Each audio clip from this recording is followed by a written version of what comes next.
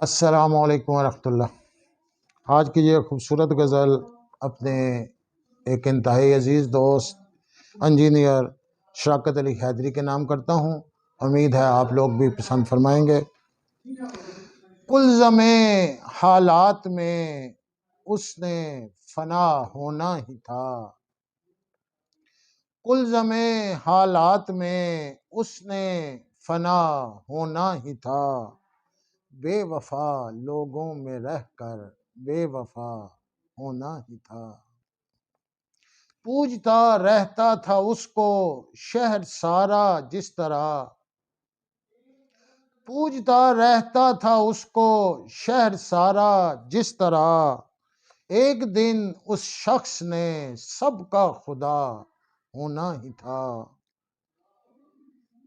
جس جگہ ہر رات ہی روشن رہے دن کی طرح، جس جگہ ہر رات ہی روشن رہے دن کی طرح، اس جگہ تو جگنوؤں نے بے ضیا ہونا ہی تھا۔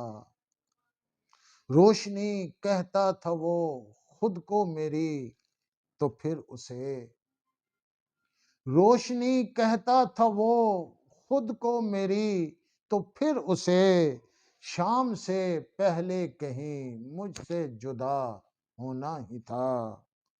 دشمنوں کے ساتھ تھے اندر سے سب میرے حلیف، دشمنوں کے ساتھ تھے اندر سے سب میرے حلیف، اور پھر اس جنگ میں جو کچھ ہوا ہونا ہی تھا۔